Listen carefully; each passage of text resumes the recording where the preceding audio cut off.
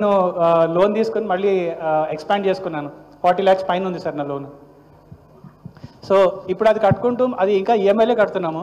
సడన్గా ఈ buffer zone limitation పెంచేసి మేము 93లో తీసుకున్నప్పుడు అసలు ఎఫ్టీఎల్ లిమిట్సే లేవు సార్. తర్వాత 2002లో వచ్చినాయి, తర్వాత 2012లో వచ్చినాయి. అలా పెంచుకుంటూ వెళ్ళిపోయి వీటన్నిటిని రెట్రోస్పెక్టివ్ ఎఫెక్ట్ ఇచ్చేసి పాత వాటికి అన్నిటికీ కూడా అప్లై చేస్తామంటే మాకు ఏం చేయాలో అర్థం కావట్లేదు. ఇంట్లో మా వైఫ్ మా అమ్మ రోజు ఏడుస్తుంటే నాకు ఏం చేయాలో అర్థం కావట్లేదు. మేడం ఉన్నారు కదా.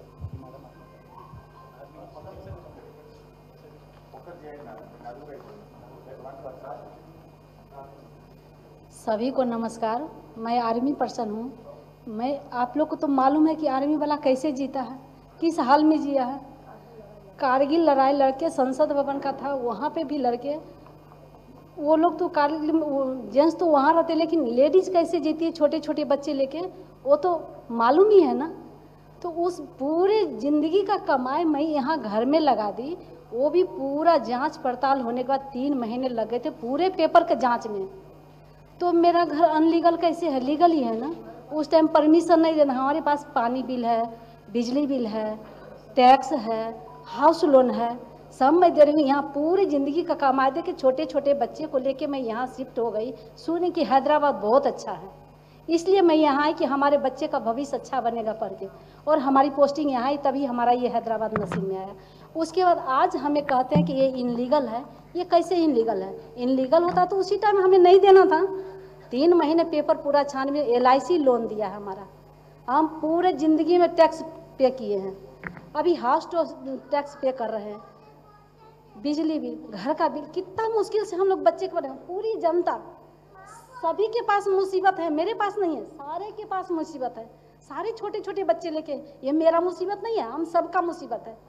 तो आज जो कह रहे हैं कि हमारे मुसीबत का हम सौंदर्यकरण करना है, उसके लिए करना, उसके लिए मैं नहीं करूँ, उसके लिए भी सपोर्ट करती हूँ। लेकिन बट इतनी जो जनता है उसको घर से, किसी को घर से बेघर नहीं करना है, यही हमारी पर्पस है और कुछ भी नहीं है। आप लोग से यही हेल्प मैं चाहती हूँ। Thank you.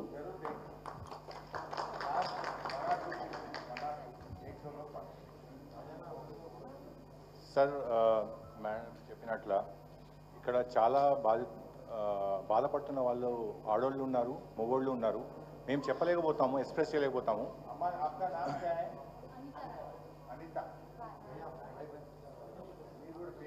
సార్ నా పేరు కమల్ కిషోర్ నాయుడు అండి. I have lived in UK for 10 years. I have seen things. I understand how London is operating and the administration there. We have come to India to have a better life, to, get more opportunities, bring more opportunities to India, bring some employment here. I'm a MD of an IT company here, and we built a house around 10 years back. We did our due diligence. The Hydra Commissioner is saying, have you done your due diligence or not? We have done our due diligence. Do you think the 10,000 people sitting here don't have a knowledge of what is due diligence? They all do. They are all educated. I have a double master's. I understand how due diligence is done. If the standards change over time, after 10 years, should the common man suffer? Should be prospective, not retrospective. Exactly, sir. Right? That's the point. You want to make some changes? We are up for development. We want to continue supporting development across Hyderabad. Hyderabad has got an image, and we want to improve it. We want to be the contributor to this image, right? But not in this way. You destroy our houses, you destroy our families, you destroy our children's education and their future. You pull us down by 2 strata. We have come to a stage by hard work of our parents and ourselves, right? We put in 15 years each. My parents have, spent hundreds and thousands of rupees for our education. We have spent so much of money for our children's education. We have become a middle class income family now. You're pulling us down to a lower middle class family. Is that development? Is that the development of the 10,000 people or 50,000 people that we're talking about? And I have a question for Mr. Rahul Gandhi as well, through this medium. You talk about constitution. What kind of a law that you're following today? Is that a legal process? Why is there no transparency? Okay? How do you want to operate in a state like Telangana, and expecting that you will win in Maharashtra and Haryana now? Okay? We are going to spread this message across this country. We're not going to stop here. Thank you.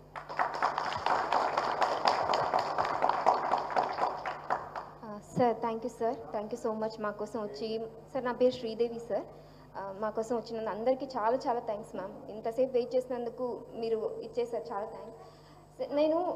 మీరు ఇచ్చేసారు, చాలా thanks. నేను basically నేను ఇక్కడ అమ్మాయి కాదు sir, నేను వేరే స్టేట్ అమ్మాయిని. పెళ్ళైనందుకు అత్తవారింటికి రావాలి కాబట్టి ఇక్కడికి వచ్చాను.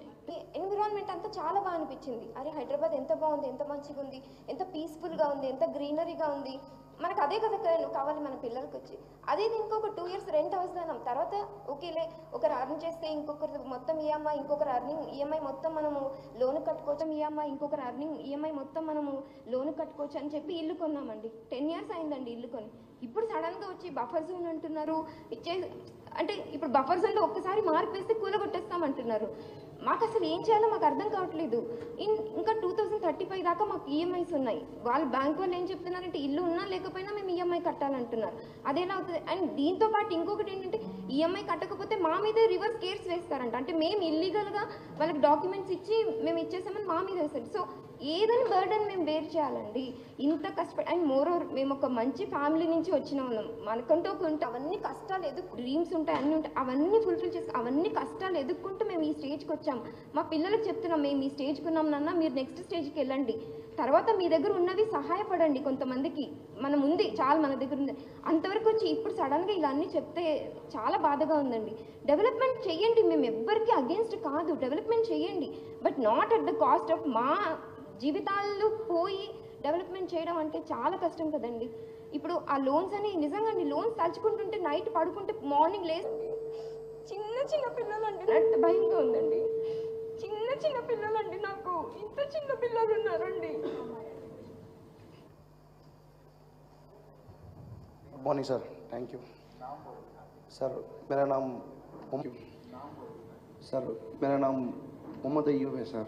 हम लोग यहाँ से विशाल नगर से आए हैं, विशाल नगर कॉलोनी, हैदर शाह कोट, बडलागुड़ा जागीर. मोहम्मद अयूब सर. एक ही क्वेश्चन है सर, ये मूसी रिवर ब्यूटिफिकेशन अगर ये टूरिज्म के लिए है, ये डेवलपमेंट के लिए है सर, सिटी के बाहर छोड़े होने से बहुत सारी जगह sir, it is like from Vikarabad to till it's merge with the Krishna river sir. Hyderabad छोड़े होने से बहुत सारी जगह है जहाँ पे कई घर भी अफेक्ट नहीं हो रहे हैं. It's a humble request from all of us sir. Hyderabad के एरिए को हम जैसे लोग होंगे, हमारे से बहुत सारे जो है जो लीगल नहीं है, लीगली वहाँ पर रह रहे हैं सर, इलीगल नहीं है. और मीडिया में इलीगल एनक्रोच बोल के इतना हार्म कर रहे कि इमोशनली बोलते हैं ना कि ब्लैकमेल जैसा है सर वो. और हम लोग की रात में नींद नहीं आ रही, खाने के लिए भी कुछ नहीं है सर, अलग से नहीं उतर रहा है. तो एक रिक्वेस्ट ये है कि आपको अगर टूरिज्म भी बढ़ाना है सर, सिटी के बाहर इतनी सारी जगह है. मूसी सिर्फ हैदराबाद में नहीं है sir, it's from Vikarabad till it merge with the Krishna. So Hyderabad हो के बाद में से वहाँ पे जहाँ पे जगह बहुत सारी जगह हैं वहाँ पे करिए सर. और एक चीज़ सेवेज टैंक वगैरह है. मैं KTR का एक इंटरव्यू देखा था, KTR सर का. He was saying that almost more than 90% sewage water treatment is almost we have reached. अगर ये गवर्नमेंट हमारी आती तो हम 100% भी कर लेते थे सर. जब 90% से ज़्यादा सेवेज वाटर कन्वर्ट हो गया है, we have left over only few percentage that can be achieve outside of the Hyderabad. Hyderabad के बाहर निकल के जितना भी मूसी रिवर का एरिया है उसको कवर करिए सर, कवर करके उसको ब्यूटिफाई करिए. आप गुजरात में है, सरदार वल्लभ भाई पटेल का मूर्ति देखने जाना है, में है सरदार वल्लभ भाई पटेल का मूर्ति देखने जाना है, तो सिटी के बाहर है, गुजरात के बीच नहीं है. तो जैसा टूरिज्म है जाते सर वो लोग बहुत जगह जाते हैं. आप होना है तो आप उनको टूरिज्म के हिसाब से दीजिए, लेकिन हमारे घर को रह के मत करिए sir please. Thank you sir. आप लोगों को देर हो रहा है, 7:30 आए, कब तक बात करते हैं? आपका मर्जी, हम तो सुनने के लिए तैयार है, लेकिन आपको घर पे जाना है, आपको भी काम करते हैं.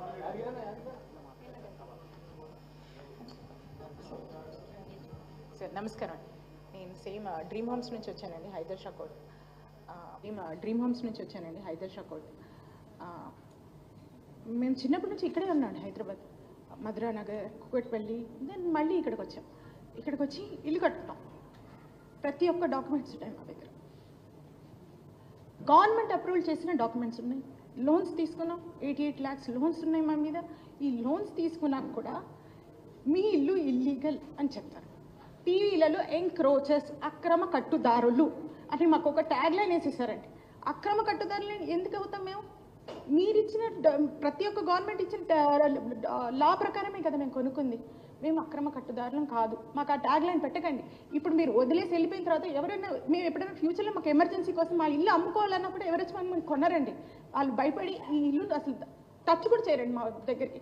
అప్పుడు మా సంగతి ఏంటంటే, ఇప్పుడు మా ఫ్యూచర్ ఏంటంటే, పిల్లల్ని ఇప్పుడు ఇల్లు కోలు కొట్టేసి వెళ్ళిన తర్వాత పిల్లల సంగతి ఏంటి? స్కూల్ జాయిన్ చేసాం, వాళ్ళకి ఎడ్యుకేషన్ ఏం చేయాలి? వీరు వేరే కాలేజీలలో వాళ్ళ గురించి ఎడ్యుకేషన్ గురించి ఆలోచిస్తున్నారు. మా పిల్లలు ఇప్పుడు మేము రోడ్డు పెడితే వాళ్ళ పిల్లల ఎడ్యుకేషన్ ఏం అవ్వాలండి? ప్రతి ఒక్కరి గురించి ఆలోచించారు. మేము గవర్నమెంట్కి అగేన్స్ట్ కాదు. ఇంతకుముందు మేము ఇంత హ్యాపీగా ఉన్నామండి. ఇప్పుడు వచ్చాక మాకు ఇలా జరుగుతుందంటే మేము చాలా డిసప్పాయింట్ అయ్యాం సార్. మమ్మల్ని ఈ ట్యాగ్ లైన్తో పిలవకండి. మమ్మల్ని సేవ్ చేయమని మేము మీ దగ్గరికి వచ్చాం, కేటీఆర్ భవన్కి వచ్చాం మేము. Please save us sir.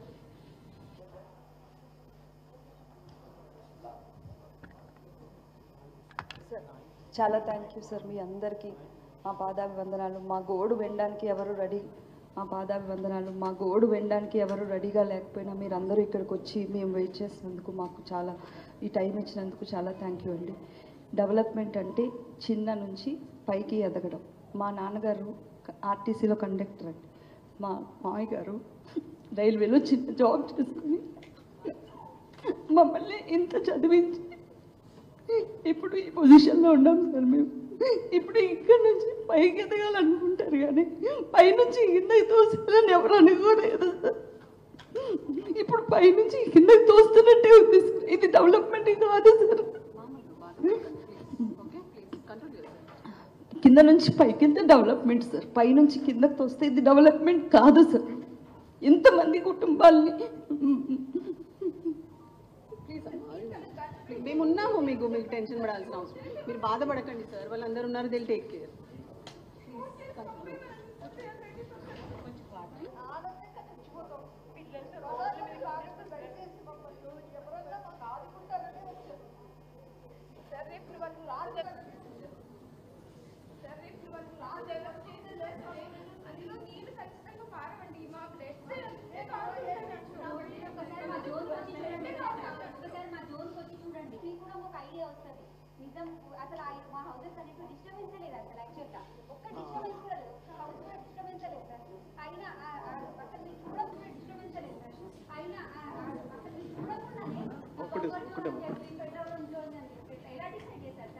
అట్లా మా జోన్కి వచ్చి చూడండి ఒకసారి మీరు, అసలు ఏం డిస్టర్బెన్స్ ఉందో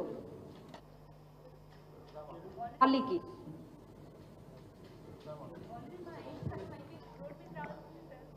హరిశన్నరావు గారికి నమస్కారం సార్. ఇది మేము ఒక 2-3 months నుంచి సఫర్ అవుతున్నాం సార్. ఇంట్లో అందరూ సీనియర్ సిటిజన్స్ ఉంటే సార్. ఇంట్లో అందరూ సీనియర్ సిటిజన్స్ ఉంటే ఇంట్లో వాళ్ళు వచ్చి మార్కింగ్ చేస్తాము, ఇది మీది ఇదే ఉంది ఇది ఉంది అని పెట్టేస్తే భయభ్రాంతాలకు గురయ్యాం. నిన్నటి వరకు మాకు ఎటు వెళ్ళాలో తెలియని దిక్కుతో చూస్తుంటే ఆఖరి అంతకుముందు చూస్తే 10 సంవత్సరాలు కేసీఆర్ సార్ పరిపాలన ఎంత బాగుంది. అప్పుడు సీనియర్ అసలు మిడిల్ క్లాస్ నుంచి హై క్లాస్ వరకు ఎవరికి ఇంత ఒక్క ఏం అసలు హాని కాలేదు. అసలు గవర్నమెంట్ దగ్గరికి ఒకరు పోవాల్సిన అవసరం లేదు, అంత సాటిస్ఫై అయింది. ఈవెన్ ఇప్పుడు ఉన్న గవర్నమెంట్ అసలు చేస్తున్న పథకాలు ఏదో అని చెప్పి వచ్చి అది డైవర్ట్ చేయడానికి ఒక 6 months నుంచి ఒకటే స్ట్రోలింగ్ హైడ్రా కూలగొచ్చడానికి నువ్వు గవర్నమెంట్కి వచ్చావా? ఒకటి చెప్పండి. బేసిక్గా ఇప్పుడు కూలగొచ్చుకుంటూ వెళ్తే ఏది ఉండదు. ఒకటి ఏదన్నా ఇప్పుడు మేము చిన్నప్పటి నుంచి చదువుకుంటా ఒక్కొక్క స్టెప్ వేసుకుంటూ వచ్చాము. అది ఏ మానవతతో మాట్లాడుతున్నాడు. నిన్న టీవీ ఛానల్ చూస్తే ఒక్కొక్కరు నా రక్తం మీద మీకు కట్టండి 5 అన్నప్పుడు చెల్లించి ఒక స్టేట్మెంట్ ఇవ్వాలి. మినిస్టర్కి ఇచ్చుకుంటా వార్నింగ్ లాగా ఇస్తున్నాడు సోషల్ మీడియాలో, మీరు ఎవరన్నా చేస్తే బాగుంటుందని. అంటే మానవ హక్కులకు మాకు సెల్ఫ్గా మాట్లాడే హక్కు కూడా ఉండదా మాకు? ఇప్పుడు మేము భయభ్రాంతులకు గురవలసిన అవసరం ఉంది. మాకు నైట్ వరకు ఏం దిక్కుతూచిన స్థితిలో మార్నింగ్ శ్రవణ్ అన్న కన్వీనర్ అన్నతోటి మేము కన్వీన్ చేసుకొని 5:30 నుంచి వెళ్ళి వెయిట్ చేసుకుంటా చేస్తున్నాం. నైట్ 2 గంటలకు ఇంకొక దాంట్లో వార్తలు మార్నింగ్ బుల్డోజర్స్ వస్తున్నాయి, వీళ్ళకు డబుల్ బెడ్రూమ్ ఎవరికి ఇవ్వాలండి? మాకు అవసరం ఏముంది? డబుల్ బెడ్రూమ్స్ కేసీఆర్ గవర్నమెంట్లో ఉన్నాయి, బిల్ట్ అయినాయి, మాకు తెలుసు ఆల్రెడీ. అవి నువ్వు ఇచ్చే వాళ్ళకి ఇవ్వాలి, లోయర్ వాళ్ళకి ఇవ్వండి, వాళ్ళు ఏమన్నా బెనిఫిషియర్ అవుతారు. ఇప్పుడు మీరు ఎక్కడో లండన్కి వెళ్ళి ఆ లండన్ దగ్గర ఉన్న దాన్ని చూసి ఇక్కడ మీరు బ్యూటిఫికేషన్ అంటే అక్కడున్న వాటర్కి ఇక్కడున్న వాటర్కి ఏమైనా సంబంధం ఉంటుందా అండి? అక్కడున్న వాటర్ మీరు అక్కడ చేతులు పెడితే ఆ నీళ్లు వాడుకోవడానికి ఉంటుంది. ఇప్పుడు మూసీ దగ్గర ఎంత బ్యూటిఫికేషన్ చేసినా పక్కకు కూడా నడుస్తాడా? అది కనీసం కేసీఆర్ గవర్నమెంట్ ఉన్నప్పుడు ఆ పక్కకు జస్ట్ ఒక సైడ్ చేద్దామని క్లీనింగ్ ప్రాసెస్ స్టార్ట్ అయింది మా ఇంటి పక్క. థ్యాంక్ యూ అండి.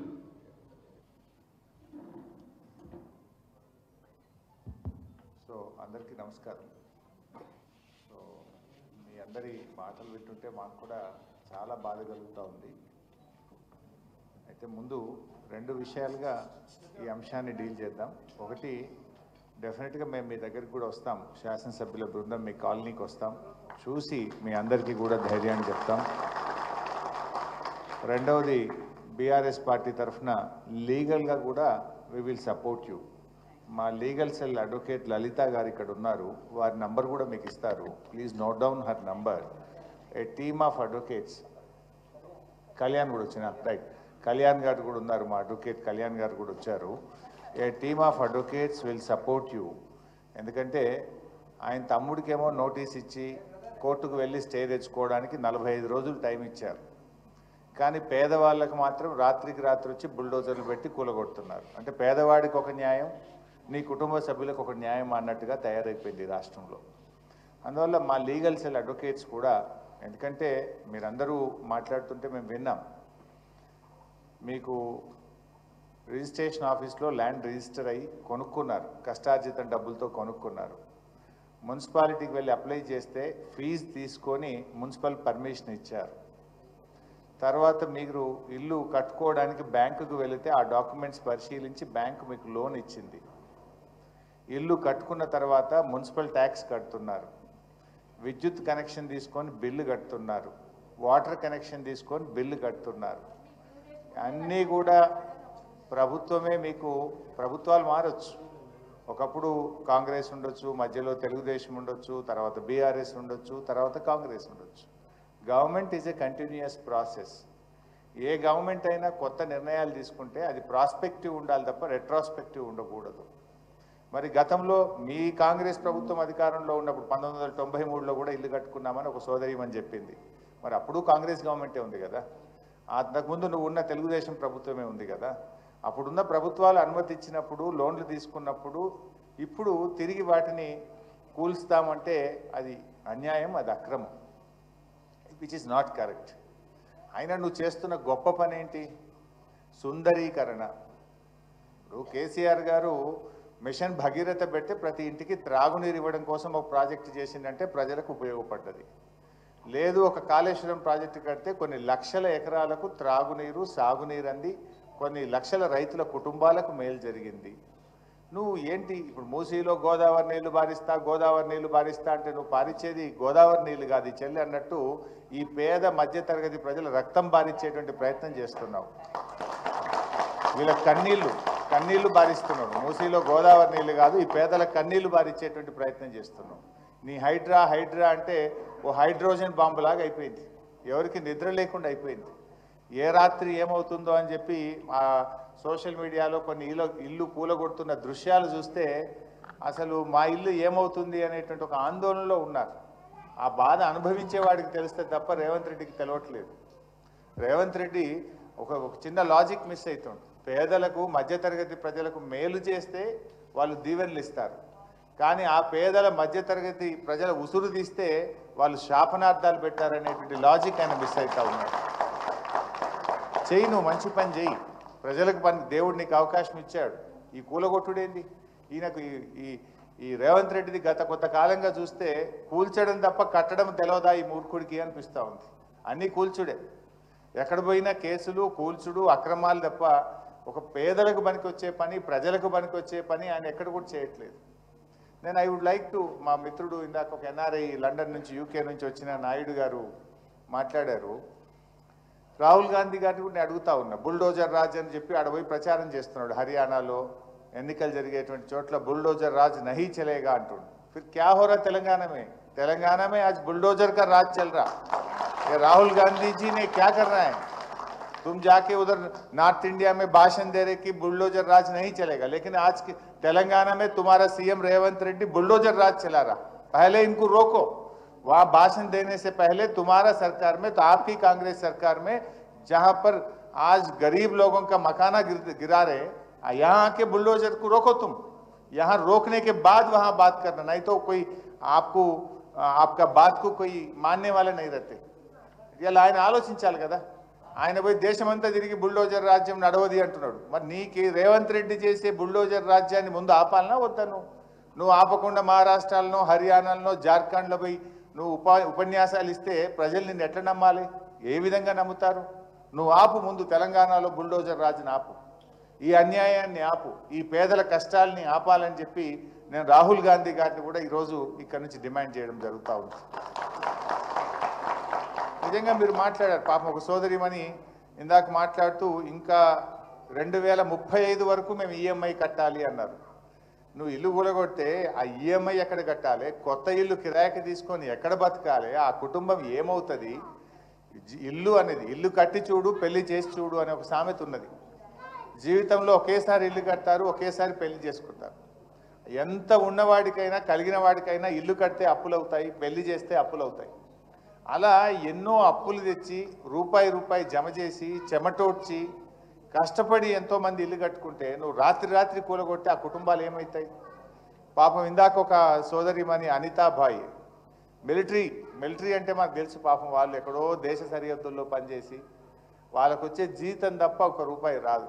ఒక పూట తిని తినక రూపాయి దాచి పెట్టుకొని హైదరాబాద్ పేరు బాగుంది, హైదరాబాద్ ఇమేజ్ బాగుంది, హైదరాబాద్కు పోయి సెటిల్ అయితే మా పిల్లలు బాగుపడతారు, నా పిల్లలు బాగా చదువుకుంటారని కేసీఆర్ గారు గతంలో ప్రభుత్వాలు హైదరాబాద్ ఇమేజ్ పెంచితే ఆ ఇమేజ్ మీద వాళ్ళు ఎక్కడెక్కడోళ్ళు వచ్చి హైదరాబాద్లో సెటిల్ అయితే ఎందుకు వచ్చాంరా ఈ హైదరాబాద్కు అని ఆమె ఏడ్చే పరిస్థితి తెచ్చింది రేవంత్ రెడ్డి ప్రభుత్వం యొక్క తుగ్లక్ నిర్ణయాల వల్ల. ఈయన పిచ్చి పనుల వల్ల ఎందుకు వచ్చాంరా హైదరాబాద్ కని విధంగా ఇవాళ ఈయన వ్యవహరిస్తే హైదరాబాద్ ఇమేజ్ దెబ్బతింటుంది, హైదరాబాద్ ప్రతిష్ట మసకబారే విధంగా ఈయన ఈరోజు పనిచేస్తున్నటువంటి పరిస్థితి ఉంది.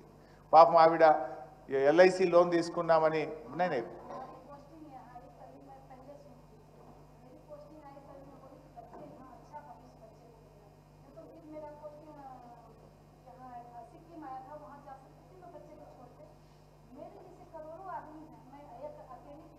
नहीं आप अच्छा बोले, आप सबके लिए पूछ रहे, आपके लिए नहीं, समझ गए? आप मिलिट्री के हैं ना, पूरा देश के लिए सोचते जैसा आप भी सबके लिए सोच रहे. సో పాపం ఎంత నిజాయితీగా మాట్లాడుతుందంటే నా ఒక్కదాని సమస్య కాదు, ఇక్కడ ఉండే అందరి గురించి మాట్లాడుతున్నాను అంటుంది. అది వారిలో ఉండేటువంటి జాతీయ ఐక్యత ఎంతో గొప్పగా ఈరోజు ఆవిడ మాట్లాడుతూ ఉంది. బట్ ఈరోజు చాలామంది పాపం 2035 వరకు ఈఎంఐ ఉంది, వారు ఎల్ఐసిలో లోన్ తీసుకున్నారు. ఇంకా కొంతమంది అన్ని డ్యూ డిలిజెన్స్ చేసి మాకు లోన్ ఇచ్చారు. ఇంకా ఒక సోదరిమని మాట్లాడుతూ ఎంక్రోచర్స్ అనే ముద్ర మాకు వేస్తే అసలు మేమేదో దొంగల్లాగా మమ్మల్ని చిత్రీకరించి, మేమేదో తప్పు చేసిన వాళ్ళలాగా అసలు మమ్మల్ని ఎట్లా చిత్రీకరిస్తారు? రేపేదైనా ఆపదపడి ఇల్లు అమ్ముకుందామంటే కూడా వీళ్ళు ఎంక్రోచర్స్ అని సమాజంలో రేపు మీ పిల్లలకు భవిష్యత్తు విషయంలో కానీ మీ కుటుంబానికే ఒక ప్రతిష్ట, ఒక మరకను అంటించే ప్రయత్నం చేస్తున్నాడు రేవంత్ రెడ్డి. మేము చేసిన తప్పేంది? ఎవరో ప్లాట్ అమ్మితే కొన్నాము, గవర్నమెంట్కి అప్లై చేసి ఫీజు కట్టి పర్మిషన్ తీసుకున్నాము, ఇల్లు లోన్ తెచ్చి కట్టుకున్నాము, ఎలక్ట్రిసిటీ కనెక్షన్, వాటర్ కనెక్షన్ తీసుకొని నెల కడుతున్నాము, సంవత్సరానికి ప్రాపర్టీ ట్యాక్స్ కడుతున్నాము. మమ్మల్ని ఎంక్రోచర్స్ అనేటువంటి ఒక ముద్ర వేసి మా కుటుంబాలకు ఒక మరకను అంటిస్తున్నారు, ఒక బాధను కలిగించి సమాజంలో మేమేదో దొంగల్లాగా, మేమేదో తప్పు చేసిన వాళ్ళలాగా మమ్మల్ని ఈ ప్రభుత్వం మా మీద ముద్ర వేయడం మంచిది కాదు అని ఒక సోదరిమని మాట్లాడుతూ కూడా చెప్పడం జరిగింది. ఇవన్నీ నిజంగా చాలా బాధాకరం. అంటే ఒక ఇమ్మెచ్యూర్ డెసిషన్ ముఖ్యమంత్రిగా ఆయన అనాలోచితంగా చేసేటువంటిది. ఇప్పుడు ముందేమో నాలాలో ఉన్న వాళ్ళని కూలగొడతాం, తర్వాత బఫర్ వాళ్ళ దగ్గరికి వస్తాం అంటే ఒక తలా తోకలేని విధంగా చేస్తూ ఉన్నాడు. నిజంగా నువ్వు డెవలప్ చేయదలుచుకుంటే చెయ్యి, కానీ ఈ పేదలు ఉసురు పోసుకొని చేయాల్సిన అవసరం లేదు, బఫర్లోకి పోవాల్సిన అవసరం లేదు. నువ్వు చెరువు వితిన్ దాంట్లో చేసే ప్రయత్నం చేయి. ఐ డిమాండ్ రేవంత్ రెడ్డి, దయచేసి మీరు అఖిలపక్షం పిలవండి, అన్ని రాజకీయ పార్టీలను పిలిచి మాట్లాడిన తర్వాతనే మూసీ మీద ముందుకు పోవాలని చెప్పి నేను రేవంత్ రెడ్డి గారి ప్రభుత్వాన్ని డిమాండ్ చేస్తూ ఉన్నా. రాష్ట్రంలో అందరి ఒపీనియన్స్ తీసుకో. డెవలప్మెంట్ చేయడానికి ఇంకా చాలా ఇష్యూస్ ఉన్నాయి మనకు చేయడానికి. ఇలా కేసీఆర్ గారు ఉంటే హైదరాబాద్లో ఎన్నో ఫ్లైఓవర్స్ కట్టినారు, అండర్ పాస్లు కట్టినారు, ఐటీ తీసుకొచ్చారు, ఇండస్ట్రీ తీసుకొచ్చారు, మంచినీటి సమస్య పరిష్కరించారు, కరెంటు సమస్య పరిష్కరించారు, సీసీ కెమెరాలు పెట్టారు, లా అండ్ ఆర్డర్ బాగా తెచ్చి ప్రజలకు రక్షణ కల్పించారు, ఎస్టీపీలు కట్టి మూసీని శుద్ధి చేసి స్వచ్ఛమైన నీళ్లు మూసీలో వెళ్ళే విధంగా చేశారు. కానీ ప్రజల్ని నొప్పించే ప్రయత్నం చేయొద్దు కదా. అభివృద్ధి అనేటువంటిది పేద ప్రజల కన్నీళ్ళ మీద అభివృద్ధి జరగకూడదు. అభివృద్ధి అనేది ప్రజలకు మేలు చేసే విధంగా ఉండాలి, పేదలకు సహాయం చేసే విధంగా ఉండాలి. కానీ పేదల ఉసురు పోసుకునే విధంగా వాళ్ళు నేను ఒక అమ్మ చనిపోయినట్టుగా పేపర్లు చదివాను. ఏం పేరు? అంజలి కాదు, పెద్దమ్మ ఒక ఆమె. 3 బిడ్డల కోసం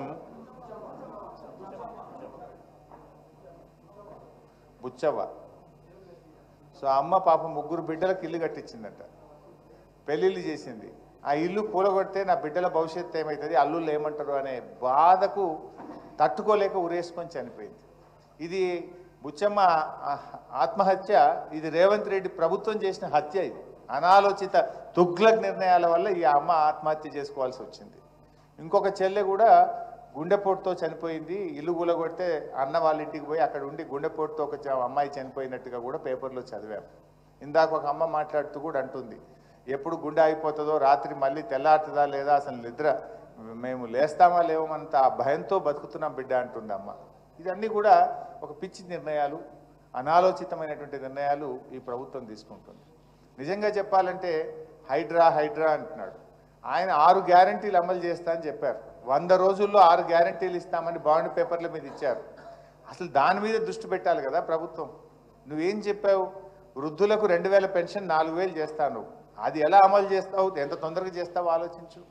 మహిళలందరికీ నెలకు 2500 ఇస్తా అని హామీ ఇచ్చావు. అది అమలు చేసే దాని మీద దృష్టి పెట్టును. రైతులకు 7500 వాళ్ళకు రైతు భరోసా ఇస్తా అన్నావు. దాని మీద నువ్వు దృష్టి పెట్టే ప్రయత్నం చేయి. 2 లక్షల ఉద్యోగాలు ఇస్తాం 1 సంవత్సరంలోగా అన్నావు. ఆ 2 లక్షల ఉద్యోగాలు ఇచ్చే దాని మీద నువ్వు దృష్టి పెట్టు. ప్రజలకు నువ్వు ఎన్నో హామీ